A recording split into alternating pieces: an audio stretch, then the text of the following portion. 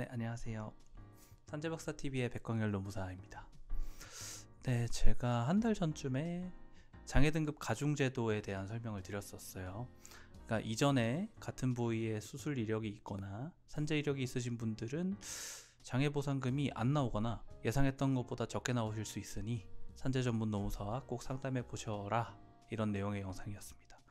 오늘은 그 2탄인데요. 상담하다 보면 이런 질문을 꽤 많이 받습니다. 기초생활수급자로 지원을 받고 있는데 산재보험급여를 받으면 이것도 소득으로 잡혀서 그 수급 자격이 박탈되냐, 이런 질문을 많이 받는데 오늘은 그거에 대한 정리를 한번 해보겠습니다. 본인이 기초생활수급자인데 산재 신청을 고려 중이다, 아니면 수급 자격이 박탈될까봐 산재 신청이 꺼려진다 하시는 분들 이 영상 주목하시길 바랍니다.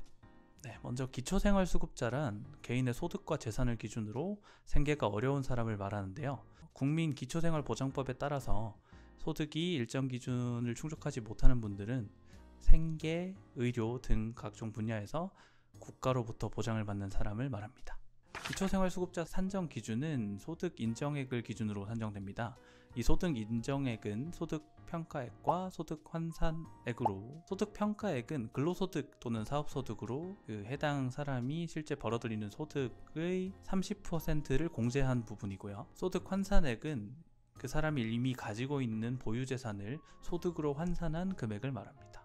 그리고 보유재산은 각각 다음의 항목으로 분류되는데요.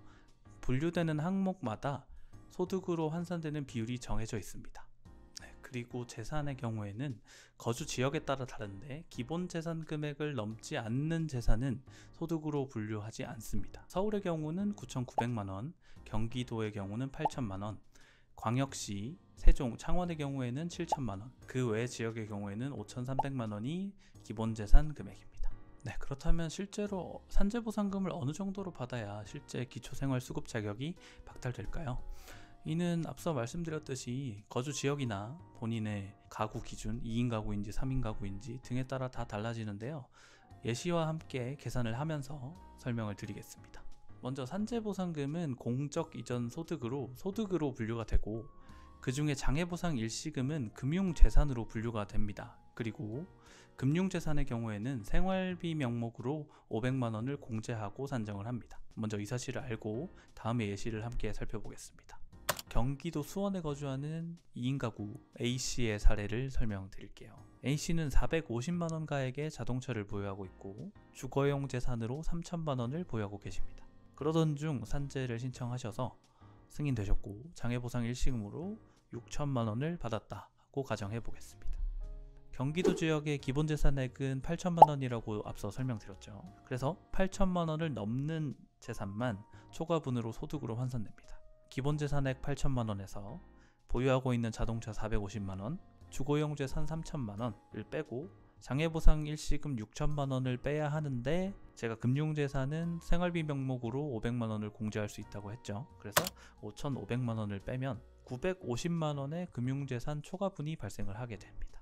근데 앞서 보였던 표를 보시면 금융재산은 월에 6.26%가 소득으로 환산이 된다고 비율이 정해져 있죠. 그러면 950만원의 6.26%인 월 60만원이 소득 환산액이 되는 것입니다. 네, 그러면 A씨는 2인 가구니까 생계급여 수급 자격 기준으로 125만 8,451원을 넘지 않으면 산재보상을 받았지만 기초생활 수급 자격이 박탈되지 않겠죠. 그래서 A씨의 근로소득 또는 사업소득이 월 66만원을 넘지 않는다면 기초생활 수급 자격이 박탈되지 않게 되는 것입니다. 네, 오늘은 기초생활수급자분들이 산재보상금을 받았을 때 실제 수급 자격이 박탈되는지에 대해서 자세히 한번 알아봤습니다. 예시를 통해 아셨다시피 어느 지역에 거주하고 계신지, 본인의 근로소득이나 사업소득은 어느 정도인지, 보유재산이 어느 정도인지, 아니면 본인이 지급받은 산재보상금이 어느 정도인지 상황에 따라 자격이 박탈될지 박탈되지 않을지는 모두 다르기 때문에 일률적으로 된다 안 된다 말씀드릴 수가 없어요. 그래서 만약에 기초생활수급 자격이신데 산재 신청을 하고 싶다 하시는 분들은 꼭 산재 전문 노무사와 상담해 보시길 바랍니다. 네, 지금까지 산재박사TV의 백광열 노무사였습니다. 감사합니다.